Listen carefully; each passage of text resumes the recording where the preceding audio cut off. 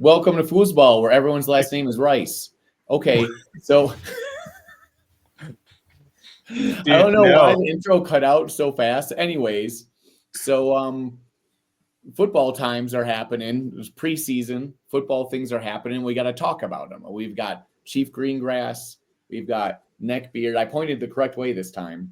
Nope. And we've got training camp, and not just training camp though. We have like practices against other teams where they actually tackle and stuff, and the starters actually play, unlike preseason games. So we're learning things about players, but we don't really get to see a lot of it. So we're going to kind of sift through all of these things. There's rumors happening, popping up. There's all this like really interesting stuff happening that we're not really sure about, and we're going to talk about it. So Chief Greengrass and Neckbeard, just off the top of your head, like this part of the season right now, like, are you guys just like, go to Greengrass first. Are you just amped up about football? The mystery, the craziness, how good our teams are going to be? Like, are you just pumped right now? Like, how are you feeling?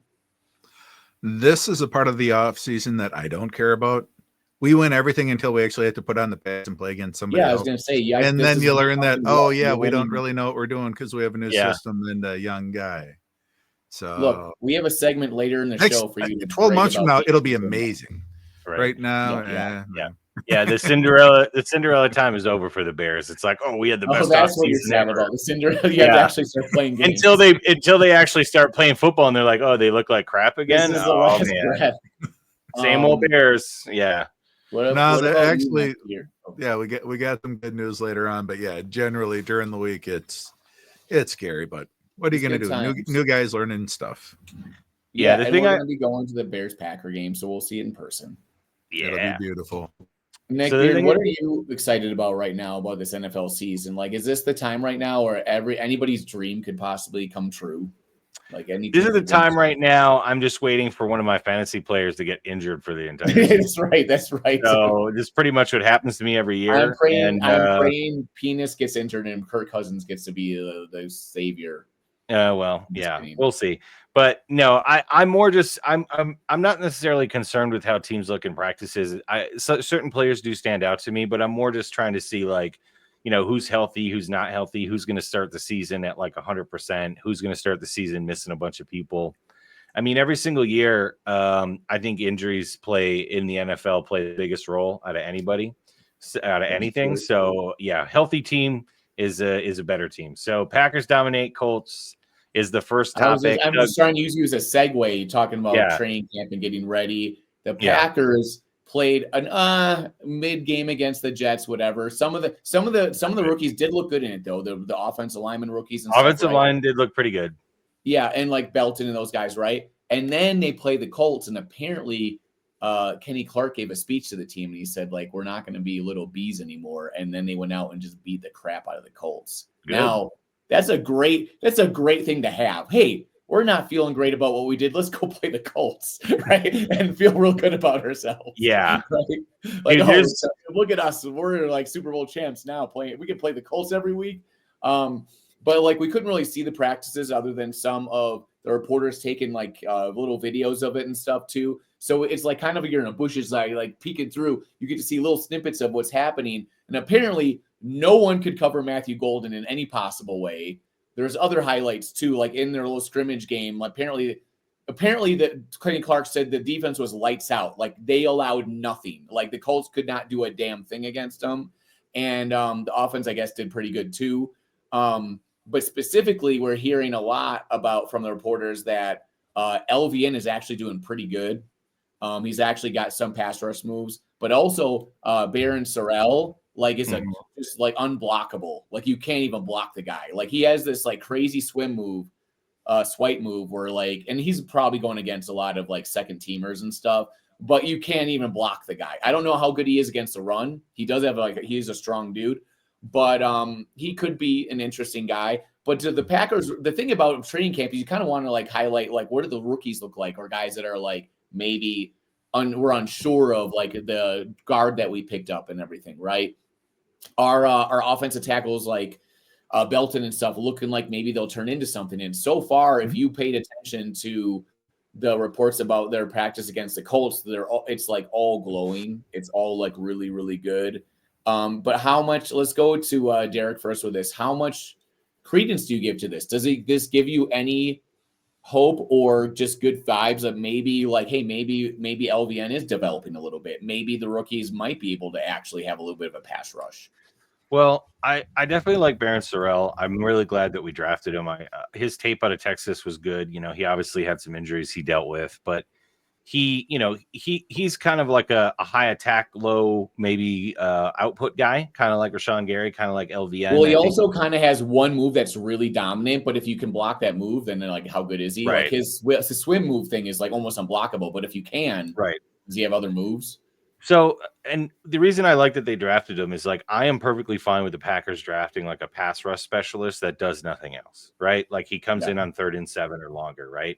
Because what I would actually like to see happen, because LVN is such a bigger guy, I would like to see if they're going to run a 4-down set, I would like to see Wyatt, LVN, and then Gary and their pass rush specialist on the line. And if that's Sorrell, great. Because I think LVN is more dangerous inside on the pass rush, at least right now. And Kenny Clark, that's not really his jam. So like 3rd and 7, 3rd and 8, like let Kenny Clark take a break, put LVN in there, put Sorrell on the outside. We did that with Enigbari a lot, and Enigbari did pretty decent. Brian Cox did that for us a couple times last year, where he came in as like a pass rush specialist. So yeah, I'm perfectly happy with having also Cooper. Edger and Cooper could be flying in off the edge or like a late blitz and stuff too, right? Yeah, Quay's come off the edge a few times. He's gone at the middle. So, like, I think we're going to blitz a little more this year. But do I put a ton of credence into what we do against the Colts, who are definitely picking top 5 in the draft next year? Not really. I mean, they're definitely picking in the top 5. They stink. And so we're going to do this. I'm going to have a rating. That's because of their quarterback, though. Their defense is okay, Dave, but their lines are not great. Their offensive and defensive lines aren't great. So we should be down. Offensive lines, maybe. No, because they just lost like one of their best players, right? They lost they still lost have their center and guard. Yeah, exactly. So they lost 2 of their 3 best offensive linemen. That's gonna hurt. That's gonna hurt. So do I put a ton of credence into it? No. Am I glad we did it? Yeah, because if we look bad against the Colts, I would be terrified. So on a grading of 1 to 5, like how much does this move the barometer for you as far as like feeling like, oh, maybe the Packers are like doing pretty good? 1. A 1. 1. But it's better than bad. It's better than not. Better than negative. It's +1. It's +1. It gives me a +1 out of 5. It's a +1. So maybe by the end of the preseason, you can get up to like a 4. Maybe we'll see I got to watch them actually play the game against the Colts on Saturday. And if they look like that on Saturday, then maybe, right? Well, they're not going to play starters. It's going to be all backups. So I don't know how much we can garner from that. Yeah, that's true. They will play a little bit of the starters in the 3rd preseason game for like, I don't know, 1 drive or something. Just because it's the last game, yeah. But that's the thing, is this is all we got to go off now, because they're going to play like 1 drive in a game the rest of the year, or this preseason, right? It's all going to be like practices, these co-op practices. And, we have at least years where like the Lions are undefeated in the preseason to look amazing. Then they lose like every game in the regular season, right? So and then the 90s Bills were famous for being like 0-4 every single preseason and then winning the AFC, right? And they obviously how vanilla you want to be with your practices, like, you know what I mean, with your scheming and everything too. Are you just going straight up vanilla? Some people want to hide everything. I think LaFleur is a little bit more crafty, where he doesn't want to show off his hand, so he doesn't care if they win. But I mean, it doesn't move the needle, not a lot, but I just want guys to get through healthy. That's the biggest thing for me, is who's getting through healthy, and then we'll see if they can produce when the games matter.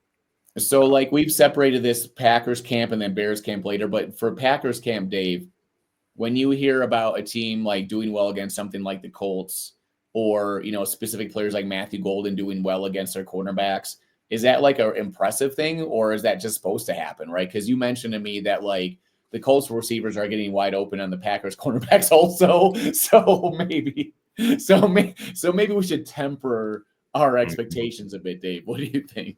Yeah, that's all a part of it, because in what they're doing right now is a lot of one-on-one. It's not going to be a lot of scheme to help out the players. It's just, we're going to leave everyone out on an island. We're going to leave everything base. So that way Justin Fields can go against you, where you just have, play his own defense. Who plays the best in the zone, lead the linebackers out of the middle. So the tight end looks amazing against the Packers. So it's more a lot of stuff is vanilla. I don't really think it matters too terribly much. Not too much to worry about. It's just fun to talk trash to Packer fans when you get to see, the fourth string wide receiver for the Colts do amazing, even though their quarterbacks are trash. Rating would you give it on a scale of 1 to 5? How important is it? Well, Rome looks amazing, so it's a 5. Oh, if it's Packer.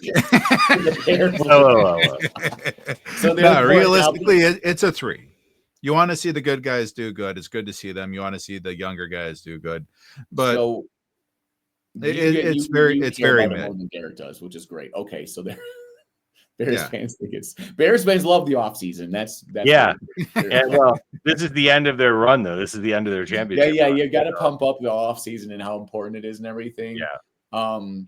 And I saw today John Gruden gave out his NFC North preview and all the teams, and he's talking about they all have good good offenses, good defenses. He said Jared Goff's the only established quarterback in the league. But it's basically saying nice things about the NFC North. Dave, do you think though that the Packers practicing well in the preseason will lead them to actually playing well? Because a lot of times the Packers will wait till week 11 to look like an actual NFL team. Do you think that'll happen again? I think them playing well in the preseason could actually go a large way just because of how young they are. Unfortunately, they're without their quarterback. But from the defensive standpoint, I think it's fantastic to see them doing well. The preseason doesn't matter. I like how you brought up the defense, Dave, because we have topic number toast. Number 2. Let's get into this. There's I think I remember seeing earlier 10 minutes ago somebody saying, he's fine with us having a pass rushing specialist come in. You're okay with that? Are you willing to pay $40 million for that specialist? Well, hold on. Let me explain the whole thing. Okay. You said you were fine with it earlier. Just saying, Neckbeard. Yeah, well, there's a difference between a rookie specialist and a $44 million specialist. So let's get into the rumors first, because, guys, this is a rumor. We already talked about Micah Parsons and how I don't think he's tradable. I think he's untradeable. The Packers, just because the Packers have given the Cowboys a package doesn't mean that there's even 1% chance the Cowboys would take it. But let's talk about those packages and let's see if they sound realistic. Just let me explain to people if they are watching and don't know. Ricky Scoops on Twitter, a guy that's anonymous. We have no idea who he is. He could be Jerry Jones. He could be Brian Gutekunst. He could be your aunt. We don't know, right? He's in a tracksuit. That's a fact, though. If his name is in a tracksuit for sure. Yes. He might be on the Jersey Shore right now on the beach. Ricky Scoops. I'm trying to channel him right now, but he has broken a lot of news before other people that was true. That's true. Before Ian Rappaport, before Adam Schefter, beat them to the punch. Who knows? Maybe it's both of those guys just messing with people. I don't know. But he's beat them the punch a day ahead of time, knowing things more than once, 10, 12, 15 times over the last year or two. So you got to give at least some credit that this is true, that it reports the Packers are offering a big package to the Cowboys for Micah Parsons, which is kind of shocking because you don't think that they would give up all these draft picks, right? And there's rumors that they're going to give up. There's 2 different rumors we've seen so far. One, they're giving up 2 1s, a 2 and a defensive player. And then you just told me there's another one where it's a 1, a 2, and a 3, and maybe a player 2, which seems a little bit more feasible, right? But sorry, continue with your response to this. Well, so Ricky Scoops definitely has broken some news that happened to be true, like the Jalen Ramsey trade, the trade of Pickens. So maybe Steelers related, maybe he's East Coast, who knows? But it seems like he knows what he's doing. So again, I believe the rumor that the Packers have given a trade offer. That doesn't mean anything's going to happen, right? So let's just temper our expectations. But let's do something fun. And let's talk about the actual trade. And do we let's say if it happened, would I be happy? All right. So I'll start with the first one that came out where it was 2 1s, a 2, I believe a 4 and a player. So 2 first-round picks, a second-round pick, and a player for Micah Parsons. Would I be happy if the Packers did that? No, I would not. Because that's 3. Pretty much the way that Packers run their business, a first and second round pick are basically guaranteed starters at some point in the first 3 years of their existence. That's how the Packers do business. So we're basically giving up a starter now, because that's what it sounds like, a prevalent defensive player, a starter now, and 3 more starters for Micah Parsons.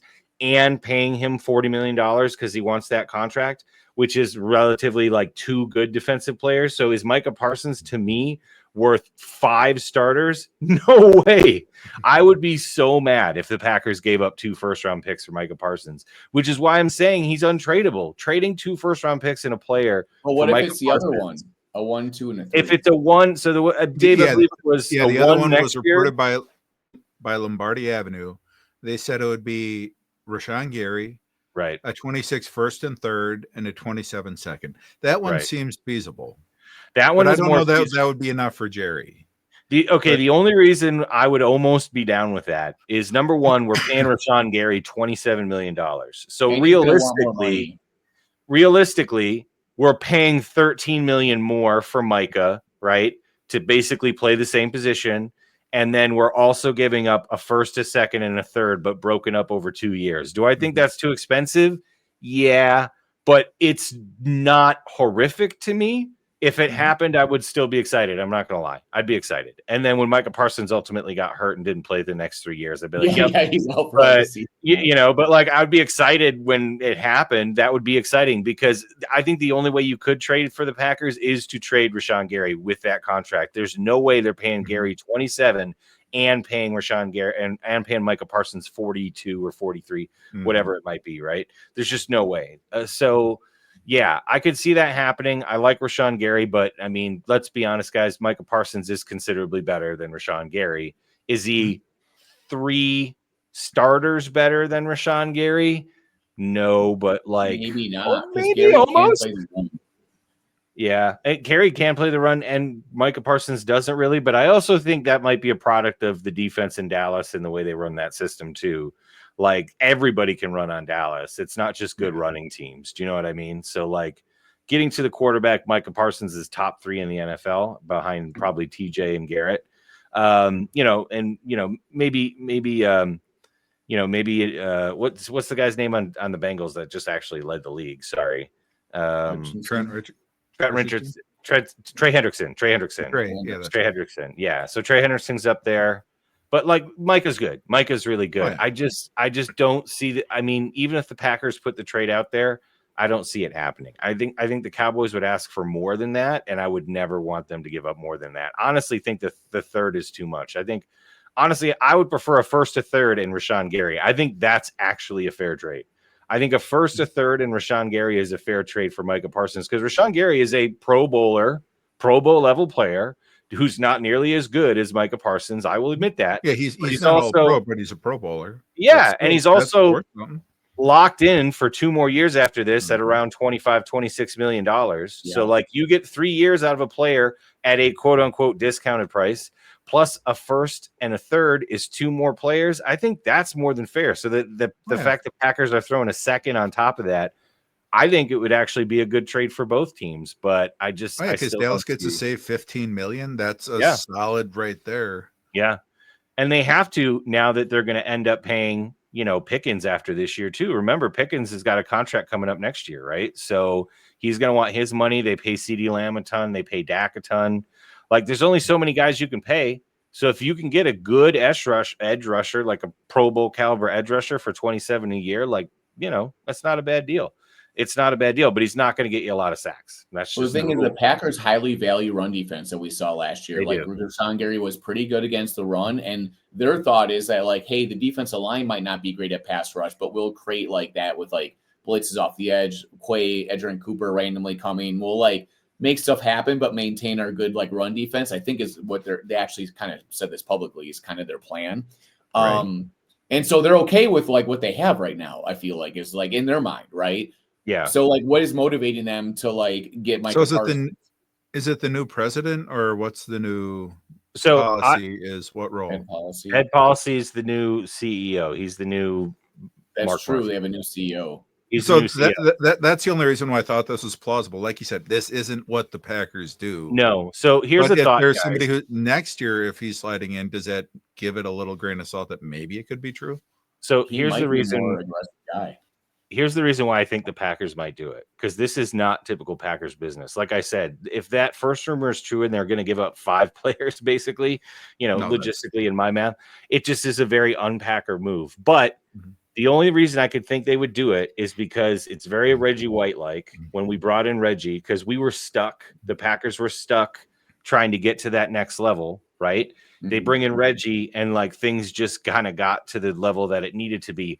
And let's be honest, the last time we won a Super Bowl, we got Charles Woodson. Like we were kind of middling, and then Charles Woodson comes in. He's a defensive player of the year. He makes that change. It's almost like a mental change, right? This Packers team is very talented, but it's also very young. And I feel like last year was a bit of a like, you know, they were in neutral almost. Like we saw them good, we saw them bad, but they didn't really take that step to be a great team that could win a Super Bowl. I still think they're like a top 10 team in the league, but I don't think they're a top 5 team right now, and you have to be to win the Super Bowl. Well, you're right, dude. I'm sorry. One more thing, and then you need to kind of do that for the defense on the back end, right? So like maybe they're thinking, hey, we need somebody to like lead the charge of being dominant on that defensive line. So it might just be a mental change that we have this game breaker on our team. We have this guy, and Mike is a vocal guy, a leader, right? He's gonna talk. He's even outside of work, he's gonna talk a lot, and like maybe we need a kick in the pants to get out of neutral. Do you know what I mean? That's the only thing I can think of, because trust me, to get Micah Parsons, you have to overpay to get him, and then you have to overpay him for his position. He's, you know. Let's consider strengths. You have safety locked down, right? Yeah, safety's great. Some studs there. You have some young studs at linebacker, right? Who you I'd say linebacker's pretty locked down, pretty locked down. So, and cornerback's a question. What's one of the things that helps you overcome cornerback? It's pass rush. Having somebody dynamic can really lock in that defense. Like we said, there's still the question about, you know, rush defense and whatnot, but that does sound like a pretty fantastic formula. I hate to say they lost Jair, who is their like mouthy kind of vocal guy on the field, and like Gutekunst's like that. When he drafted Jair, he's like, hey, we want that swagger. So maybe the Parsons swagger is part of it. Yeah, you got to have attitude on defense, man. Like defenses that are quiet don't really do as good as defenses that talk you to death and say terrible things about your mom. Do you know what I mean? Like it keeps the confidence high, right? Yeah, defensive side. Yeah, you want a nasty, mean defense. Those are the best defenses, the nasty, mean ones. So like, I'm all about it, dude. Like, I kind of feel like that's what Buffalo kind of misses, because they're a very good defense, but come playoff time, they kind of get rolled. Like Buffalo's defense has been not good in the playoffs, and I think it's because a lot of times they're dealing with injuries, right? Which is bad for them, but it's like the guys that get injured tend to be like the leaders or the mouthy ones. And once they're not there, they almost lose that attitude more so than the skill. Do you know what I mean? That's like you actually a natural transition to our next topic. Here. Sorry, good job, Dave. We did it. Yeah, like a professional transition. We sound professional. So right now the Bears are playing against the Bills in practice, team scrimmages, and one of the things that stood out today is our secondary was getting very chippy with the Buffalo wide receivers. And they're the nice thing is Dennis Allen, he loves being aggressive and whatnot. And like you said before, these are the kind of practices where you'll learn a lot more about your team versus the scrimmages, you know, the games that everyone gets to see on TV. So Dennis Allen was going after Josh Allen. They were blitzing and being aggressive, and they got 3 picks today. And our corners were disrupting them, and we don't even have JJ, the top cornerback in the league. Nice. I refer to him as the guy that gets run over by Josh Jacobs, but yeah, JJ's a good name. JJ and JJ hate. What do you gotta be like that, Doug? Josh Jacobs, he's like, hey, come over here, try tackle me. Well, he honestly, does that to everyone. But I think our defense did good, and it was great because we're bringing that attitude. We have the defensive coordinator who said, okay, we're going to be physical. Last week when we played the Dolphins, one of the first takeaways is that first day is the Dolphins were complaining that the Bears are being too physical. The Bears said, okay, we have a Super Bowl contender coming to town. Give us all the shit that you want. It's the preseason. It doesn't matter, but we're at least trying to build the attitude right now. And we're pissing out their wide receivers because like, no, this is our line. You're not going to get off this line. Dave, that really is true because the last 2 times the Packers won the Super Bowl, the Bears had a pretty good defense. So that's totally a great idea. That's true. Facts. This is yes. But no, the Bears secondary overall, I would actually say, other than, Jalen, I would say, Byard is a good player. He's a little bit older, but he's still good. I think Jaquan Brisker is actually really good. And Stevenson and Gordon are both good. I'd say overall their secondary is probably the best in the NFC North, right? And, they played their best games against the Packers when they played with hatred and vitriol. So, like, maybe they just need to do more of that, No, dude, It's defense should be mean. 90s. Defenses should be mean. I don't know. Call me old school, but like mean defenses are better defenses. Like they just are. They just are because you're already at a disadvantage on defense. You can't snap the ball.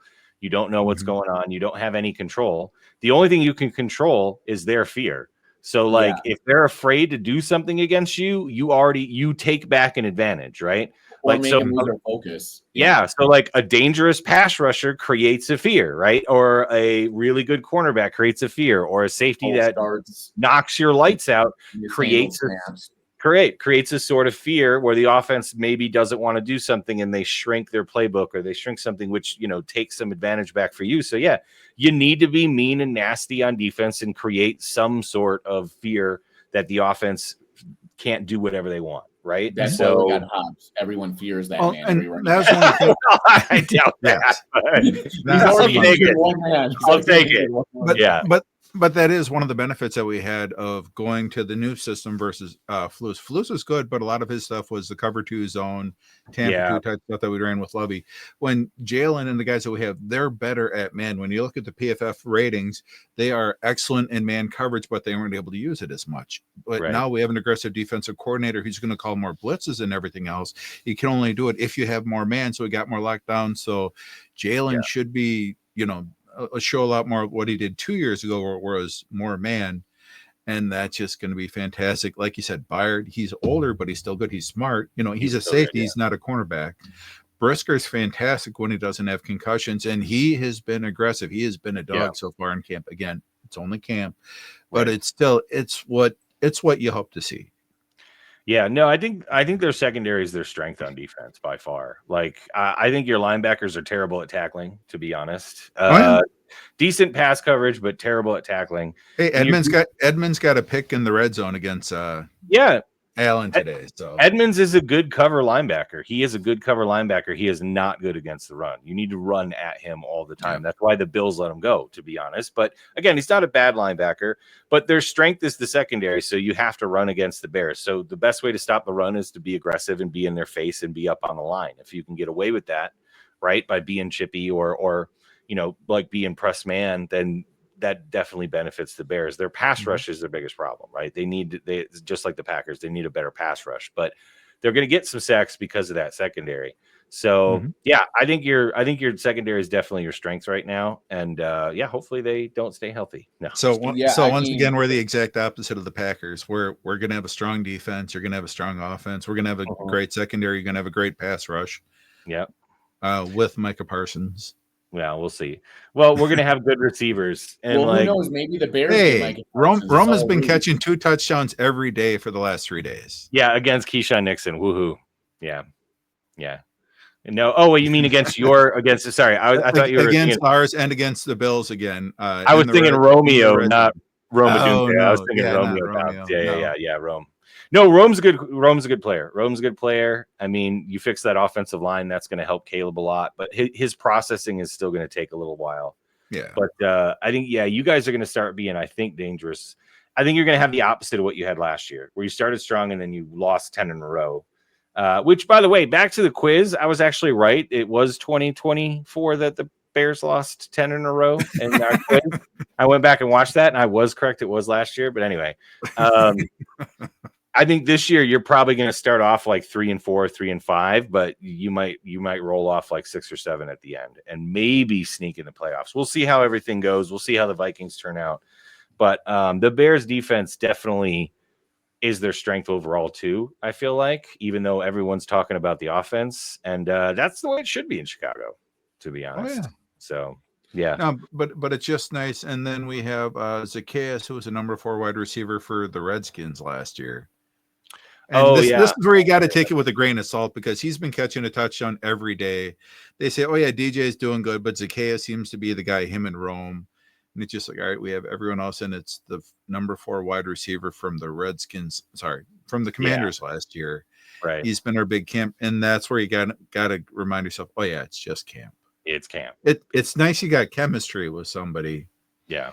Our rookie Burden, he's only playing with the 2s, so that's where he's making his noise. But yeah, I haven't heard much about Colston Loveland in the camp. How's he doing? He's doing good. It's a tight end. Yeah, they all look the same at some point, right? All 9 of them. So yeah. Tight ends develop slowly, as they say. Yeah, well they have to learn everything. They have to learn blocking assignments and learning how to run routes, read coverages and whatnot. Yeah, they have to run block, pass block, run routes. Yeah, they have to do it all. Tight ends do take a little bit longer. Although I was a little bit disappointed. I saw when he had to do his, how every rookie has to sing in front of the rest of the team. Mm-hmm. Saw the video today, what he did the other day, and I saw it was a Justin Bieber song. I mean, everyone got excited about it, but I'm like, God damn it, no, not the Biebs. Dude, we're old, man. That's normal now. We're just old. Like, Justin Bieber is old to Colston Loveland. Think about that, Dave. Right? We are so old. Yeah, think about that. Yeah, it'd be like you singing a Metallica song, right? It's like true. They've been around for a while. I came to this party late. When they ask those questions at camp, like those little social media questions, they are asking. I think it was the Colts, like, what age is Unk when you call someone Unk, and they're all like 24, 25, and I'm just like, bro, you guys, that's literally that's 1 year older than you. The guy. Yeah, no kidding. No kidding. Yeah, like, Unk's like got to be 30-ish. Yeah, also, none of them have any idea where Indianapolis, Indiana is, or Green Bay, or any of these non-coast cities. They have no idea. Well, none of those guys went to college on an academic scholarship, Doug. They did not. There was a few people that actually could find Green Bay and Indianapolis, like maybe 2 out of what? No, I mean, dude, Travis Hunter's a 4.0 student. He's really smart, right? There's gonna be some smart linemen, but geography in general in the United States education system is pretty rough, dude. It's pretty rough. Again, my wife is a nurse, 4.0 student, one of those smart people. She swears at the town that she went to college at, which is just 5 miles north of us. She says, "Oh yeah, we're going down there, right?" I'm like, "No, God damn it, it's north. It's north. It's not. You live there. You've lived here. You should know north from south. So it's not just the educational system. That's another people thing are just people like his maps. Some people are just not good at geography in general. Well, she's a Vikings fan, so what can I say? That explains it. There you go. That explains it. Yeah.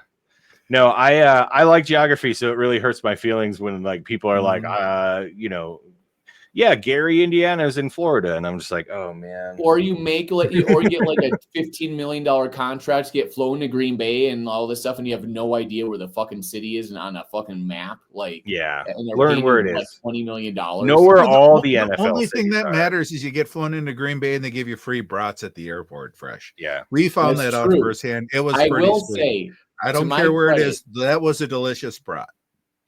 Dave rolled up to the airport and I was like, bro, here's your brat. Oh, yeah, for the NFL draft.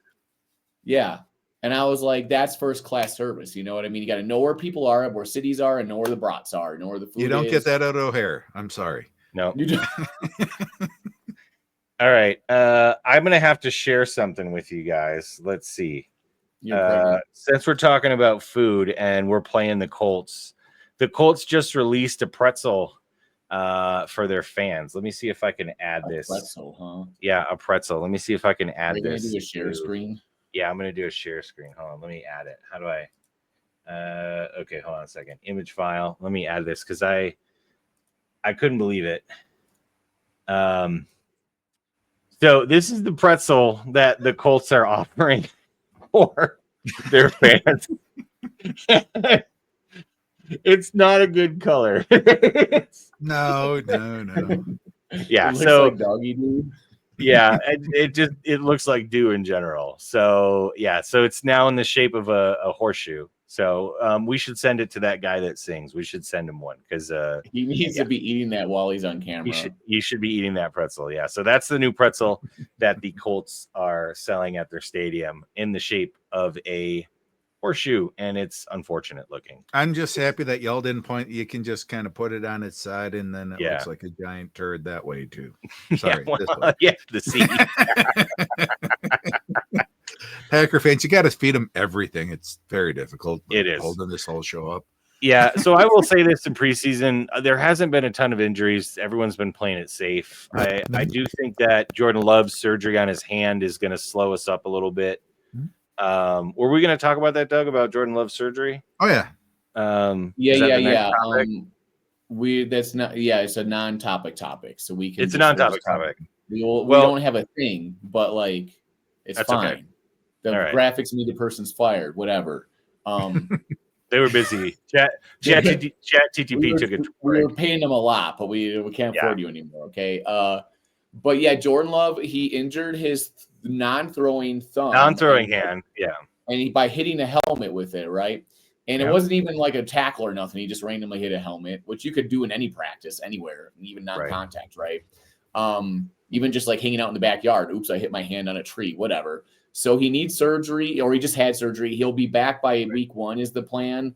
They say kind of for sure or whatever. But that means he can't practice, at least not regularly, until the first week of the season.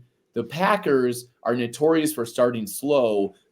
And Jordan Love compounds that by also starting slow. He's like he's like the perfect Packer quarterback. Start super slow. He just fits in so well. It's ridiculous. Yeah. Well, and then big passes. To be fair, Jordan Love was in his first season starting 2 years ago, and then he got injured in the Philadelphia game last year, which was game 1. So, like, I don't know if he's a slow starter yet necessarily. It's kind of hard to tell.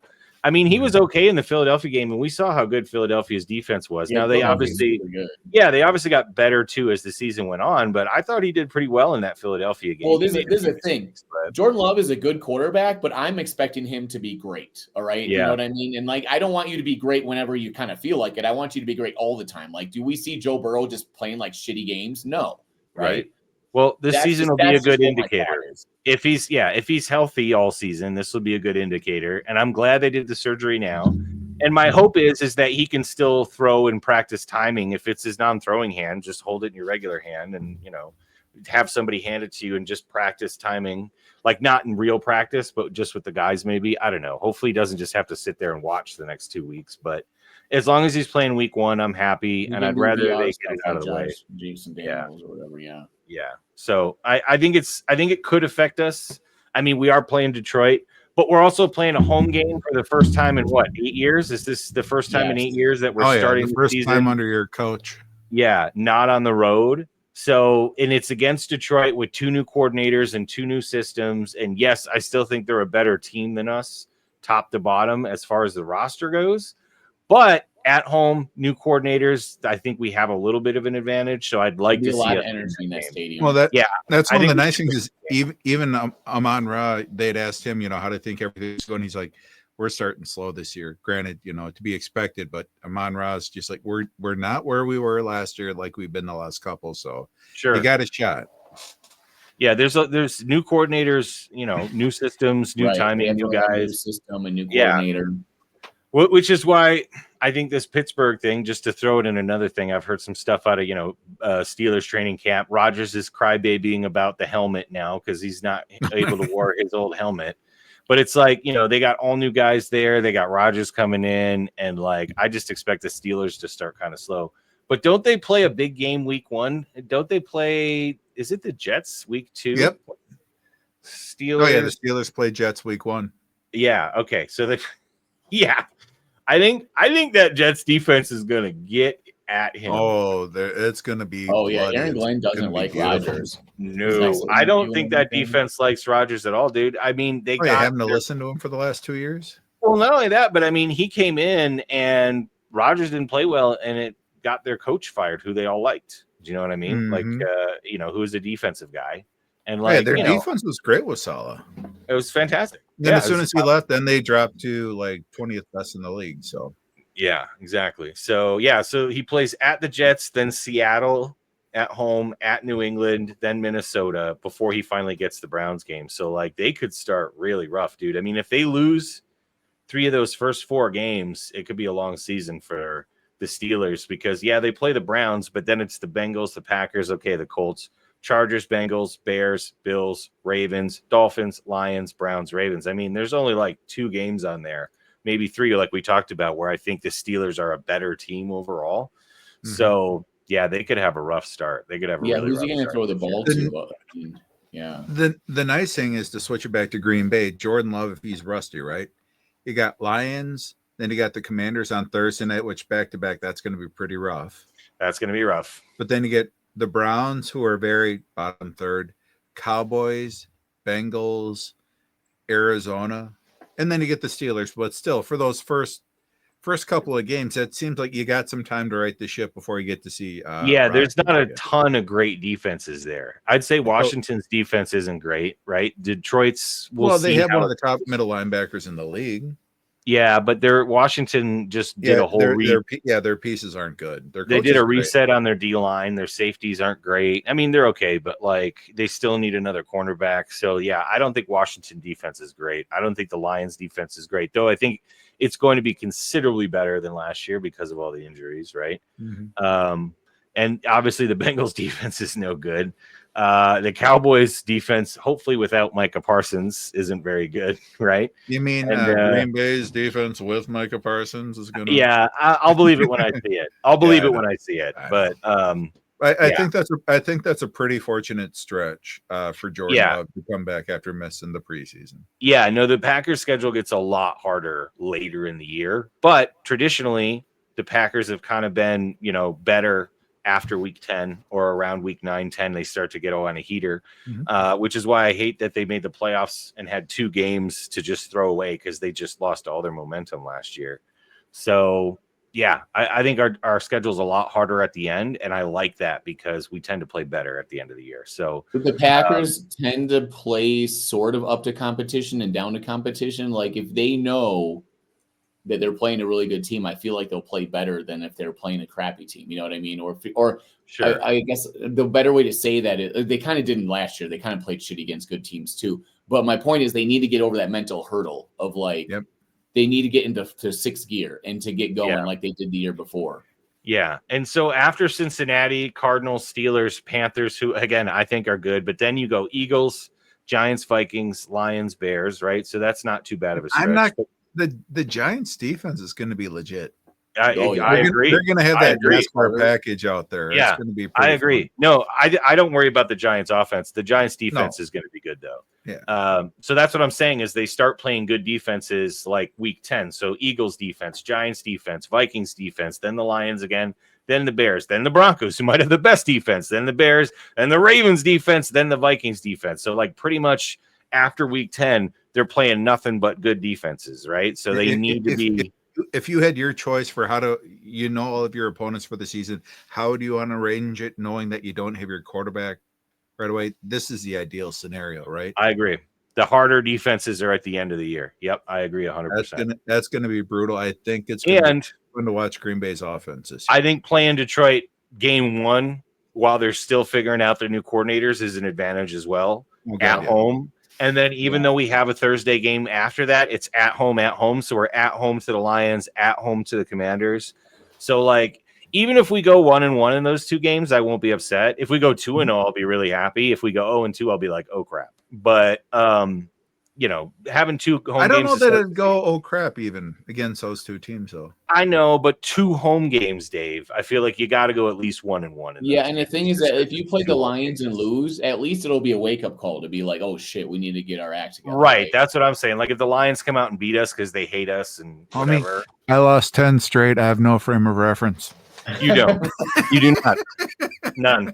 No. And home and away doesn't matter. The Bears still suck everywhere. So I'm just saying, like, I think we need to win those games because we're at Cleveland, or we're at Cleveland, at Dallas, Cincinnati at home's not going to be easy. At Arizona, at the Steelers, Carolina, Philadelphia. At least we get Philly at home, this year as well. So, like, no, the schedule, even though we do have a harder schedule, we have like, a top 10 hard schedule. It could be a lot worse. The way it's set up and the teams we have at home versus the teams we have away, I think the Packers should at least win 11 of these games, maybe 12, even though our schedule's harder this year. I think we're a little bit better, and it kind of worked out in our favor decently. So we'll see how it goes. But practice. It's all about practice. Well, one of the things is The Athletic has a football podcast where they talk about, who are going to be the top 10 teams that have a legit shot at winning the Super Bowl. Yeah. And they said, okay, here's the first 4. Don't even have to talk about them. Don't have to waste any time. Right. Bills, Ravens, Eagles, and they said Lions just because of how the talent. Yeah. Okay. And they said that's a question mark, but yeah. But they did in their top 10. They did. I say, yeah, Green Bay was like number 7. I could see that. So from Green Bay, you're used to seeing the little cracks that you have, that you have week to week. But if you're used to seeing all of the other teams from the other point of view, Green Bay is pretty solid. Yeah. Youngest roster in the league, but you got fantastic coaching. You got a fantastic defensive coordinator. Like you said, on all levels of the defensive line could be a little bit better, but it seems like it's progressing. Yeah. I would say this too about the Packers. We're not bad at anything. Like, even though I give our cornerbacks crap, I still think our secondary is about average because Xavier and Williams are so good at the safety position. And we have, we don't have a number 1 cornerback, but Hobbs is a solid 2. And I think Valentine, I didn't want to talk about Nixon, but I think Valentine is a solid 3. So I think we have a solid 2 and a solid 3 corner. It's just we're missing a number 1 corner. So, their number 1 receiver might cook us a couple games, but we're going to get some turnovers because Xavier and Williams are so good. And I think our linebackers are actually pretty good in coverage. I'll actually say Quay Walker, his first 2 years was rough in coverage, but we were also playing him at the Mike position, and he was playing Will his whole career in college. Yeah. So he was playing out of position, and he's always been more of a downhill flat guy, like covering the outsides. And now the edge is in the middle, and he can actually go play the outside. His pass coverage massively increased because he's playing this position he should be playing, right? So and the Packers have depth. Hopper and McAfee, these guys, they have a lot of talent. Like they usually are kind of better at one thing or the other, but that Hopper kid looks like Edger and Cooper like part 2. He's big, fast, and running around. So like there's good stuff happening on the team. It's not like, if this happens, we're in trouble so much, other than maybe cornerback. Right. So that's what I would say. I'd say cornerback is a weakness of the Packers, but pass defense, I wouldn't necessarily say is a weakness overall. Right. Sure. So, I'd say we're middle of the pack in that, maybe lower middle of the pack, but not like a bottom 10 team. We'll also shout out to our favorite racist John Gruden, but like he was showing like, the NFC North rated very high in offense and defense last year, like other than the Bears, but like like it was pretty good. It's fair. Other than the Bears offense, but and we'll see. I mean, I think defense is a lot harder to predict than offense, like how good your defense is going to be. It's a lot harder to predict. There's only a few franchises, and I'd say the Bears are in there other than the years they were crappy, but like the Bears, the Ravens, the Steelers, are going to have good defenses. I think Seattle, that's their culture also now, thanks to their Super Bowl win. And I think they hired the right coach to become more of a defensive franchise because that's their identity. So other than that, though, other than the franchises that kind of have that defensive identity, it's really hard to tell year to year what defenses are going to look like. And I think the Packers definitely overachieved last year. I'm going to say it, but I would hope that we're, somewhere middle of the pack again. If we finish, let's say 14th in points allowed, I think we were 8th or 9th in points allowed last year. If we finish 14th in points allowed, I'd be happy with that because I think our offense is going to jump from I think we finished 6th in points scored. I think we might jump to the top 4, maybe even the top 3. We'll see. It's hard to creep into that top 3 though because you got the Bengals, the Ravens, and the Bills. Let's give a shout out to guys like Valentine and these cornerbacks that get called up. They're nobodies, and then they're playing cornerback for the Packers, and they do pretty well for who they are. You know what I mean? No one was expecting these guys to be really good cornerbacks, right? Like they're like 3rd stringer cornerbacks that are pulling into play and start for the team. So we drafted Valentine, and I don't think we drafted him to be a starter, but he's held his own. We drafted to be like a backup pretty much. Yeah. But like, you know what I mean? Like it's not their fault. It's the Packers are just they don't have a number 1 corner. So then by default, these guys are playing. And they thought the Packers also thought Keyshawn Nixon would be this great cornerback, and he's not. I think they also thought that Jair would stick around, like they would give him the contract and he would stick around, right? But also to their credit, I think they knew that they had to figure out a plan to live without him, whether he was injured or whether I think they might have actually never wanted him back this year because you think so? I feel like if that was the case, though, Doug, we might have drafted a cornerback in the draft. Maybe it just didn't work out that way, but I feel like we would have drafted one in the draft. I don't know. Maybe it's just me. Well, we drafted them in like the 5th or 6th round, kind of like how we do with edge. I mean, we didn't draft an edge very high. True. Yeah. I think the Packers are very much drafting on value. they're like very Billy Beanball, where they're just like, hey, what is the actual value of players? You know what I mean? And it might work out good for them. Like guys that they got this year all look good so far. Well, I would agree with you, except for Belton should have been a like late second or early third round pick, and we took him. Well, the scouting reports from training camp Belton's looking pretty good. He is looking. He's a monster. He's a. I was going to say you can't really dog that. He's your scouts did. All right, good. Dave's going to defend the offensive lineman pick. I get it. I'm just going to say if you want to complain about cornerbacks, I can complain about running backs. Yeah, true. Yeah. I think we've got three. Thought it was a need, but I think we've got, if Lloyd is healthy, I think we've got 3 serviceable running backs. I think we got 5 serviceable wide receivers. Maybe not. Have you heard the reports from training camp? They think Marshawn Lloyd might be the best player on the Packers. Like, period. That's a massive exaggeration. I think he's good. But that's what I'm just saying. That's how excited people are. I really like Marshawn Lloyd in college. And by the way, he was Caleb's buddy, right? And Caleb dumped a ton of passes off to him, and he inflated Caleb's numbers a lot because he's really good after the catch as well. So I would like to see Marshawn Lloyd stay healthy. He's very fast. He's quick. And I was really glad when they drafted him. And just, too bad he was hurt all year. But he's always hurt all the time. I'm just trying to pump him up to make up for the fact he never plays. Dude, Wilson came in and did a good job. I'm telling you guys, the Packers they're gonna mean run people sometimes, because there's a reason you sign Aaron Banks, because he is a very good run blocker and not a great pass blocker. And you get a guy like Belton to play guard. He is massive for a guard. He is a big dude to play guard, right? So that means you want to run down people's throats, and I'm all about it. Because, dude, that's what Josh Jacobs does so well. Probably better than anyone in the league, including Saquon. I love Saquon, but Saquon lives between the tackle and the outside for the most part. He either runs inside the tackle or he runs to the outside. Like Jacobs wants to run behind the center's butt. Do you know what I'm saying? Like, that's his skill set, right? And there's not a lot of running backs like that in the league. So, like, take advantage of it. Like, I liked what they did. He's the power back. You get mean guys in front of him. Yeah, exactly. That's going to set the tone for the offense. It's going to make it a whole lot easier for the quarterback. Absolutely. And then maybe you don't have to draft 2 wide receivers every year in the first. Well, think about this, guys. We see that's our plan, though. We see, people give like Good a lot of flack, and including me, for like trying to always draft low, invest in draft picks. Look what's happening with the fucking Milwaukee Brewers. They just invested in their farm system and young players, and now they're just torching everyone like crazy. And beyond their starting team, they have a whole farm team that's fucking amazing too. And you're just like, you don't know that's going to happen, but like you watch that happen and you're like, that is kind of the idea of what Goot's trying to do with the Packers in sense. I mean, we've always done that though. We are a draft and develop team. Like, that is the identity of our franchise, is get a franchise quarterback and draft and develop everybody else, right?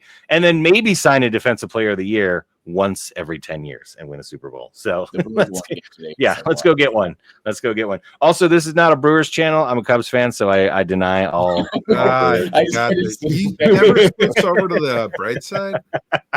No, man, I've always been a Cubs fan. So we all grew up in Wisconsin, but I grew up watching WGN, and I just love the Cubs, and I became a Cubs fan first. I mean, I was a Cubs and Brewers fan, but then when the Brewers are in the American League, for anyone who watches this that's younger, the Brewers used to be an American League team, so they were my favorite American League team. The Cubs are my National League team. Then they moved the Brewers over to the National League, so I had to pick, and I picked the Cubs. So it is what it is. Oh, I forgot about that. When I moved in with Paulie, when we had MVP baseball, was it, or MLB baseball, whatever. We were playing it on the GameCube as well as the Xbox. So we had the same game on 2 different screens, and we had the third screen that actually had the Brewers versus Cubs one day. And I chose Kerry Woods and the Cubs just because you were a Cubs fan. And I crushed your Brewers just out of spite. Yeah, I mean, I still got love for the Cubs and everything at the field, but I want the Brewers to smash them in the ground, whatever. Oh, it's a beautiful thing. I love the head coach for the Cubs. The former Brewers head coach, the Wisconsin guy. Yeah, exactly. Love the Brewers manager in the NLCS. Pancakes in his pocket. So, dude, honestly, now that the Cubs finally won a World Series, like I kind of want the Brewers to win one just because they never have. Kind of. Do you know what I mean? Lose a fucking game again. Yeah, I'm not like a Brewers hater, even though I'm a Cubs fan. I'm not a Brewers hater because I did like them for a long time. BJ Surhoff, Robin Yount, Paul Molitor. Really, a guy likes a BJ? Yeah, you like BJ Surhoff. BJ, dude. BJ And Surhoff. County Stadium is my second favorite stadium of all time behind Wrigley. Dude, they filmed Major League there. I got to play there when I was in high school. Like, I loved County Stadium so much. So, like, well, yeah.